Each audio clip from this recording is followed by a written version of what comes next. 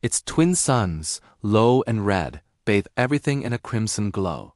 The vast crystal deserts shimmer like blood glass, and the oceans are as dark and reflective as polished obsidian mirrors. Humanity arrived here for one reason: minerals. We tore into the planet's crust, hungry for its resources, completely unaware that this world was already claimed. Beneath the surface, in magnificent subterranean citadels, lived the Noctyrr.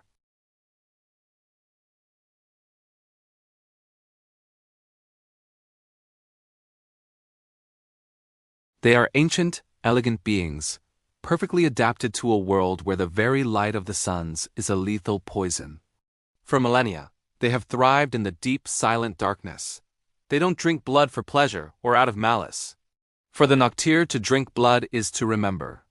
Every single drop they consume carries the essence of a life, the echoes of fear, the warmth of love, the fire of rage, the quiet strength of hope. To feed is to inherit entire lifetimes, to become a living library of experiences. But this power comes with a terrible risk. To overfeed is to drown in a tidal wave of foreign memories, a descent into pure madness. It's a delicate, dangerous balance they have maintained for ages.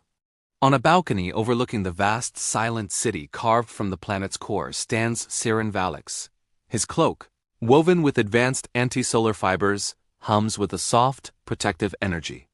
At over 300 years old, he is still considered young by the standards of his people, yet the heavy mantle of leadership already rests on his shoulders.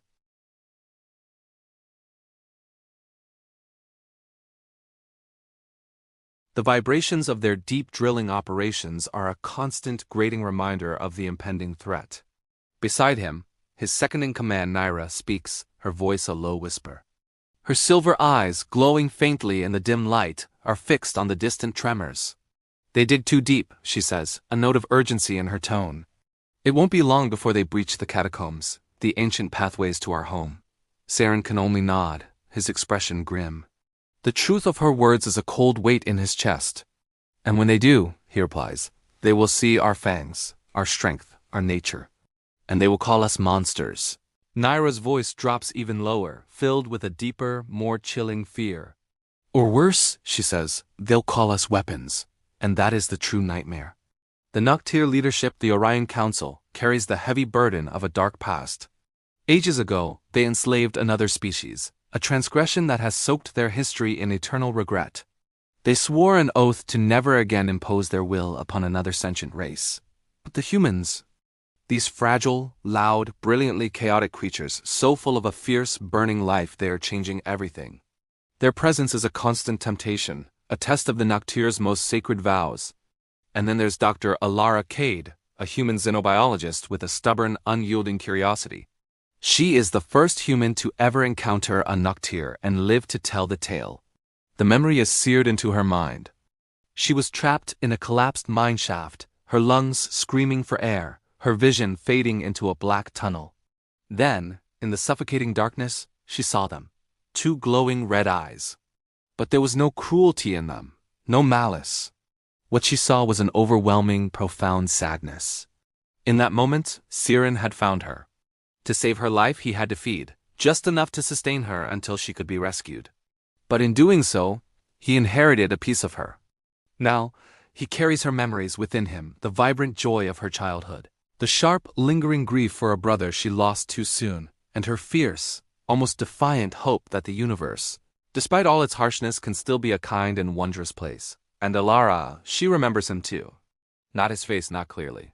The memory is a blur of shadow and crimson light.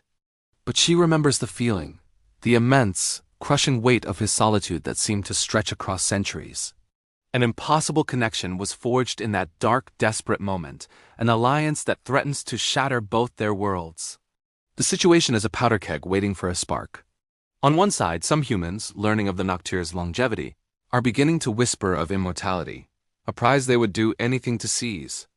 On the other, the Noctyrr, led by factions who see only danger, want nothing more than to remain hidden, to preserve their secret civilization at any cost.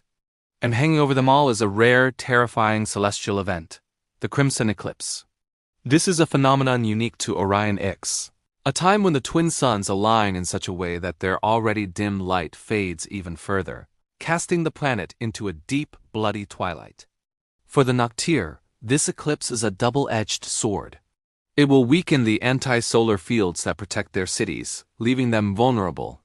But far more dangerously, the strange radiation of the eclipse will affect their minds.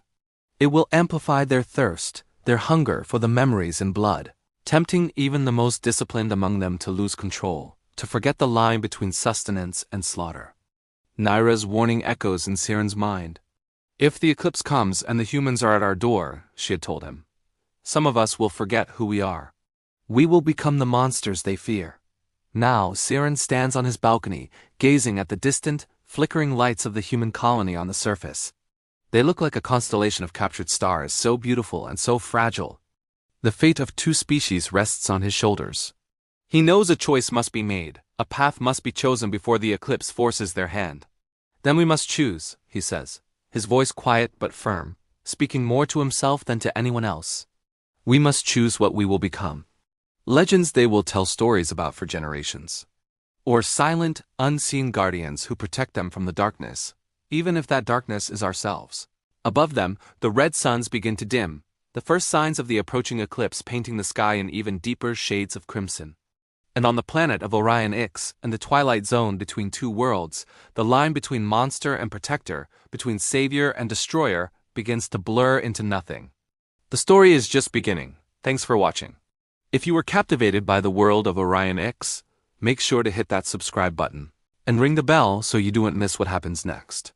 Let me know in the comments what you think Siren should do. Until next time.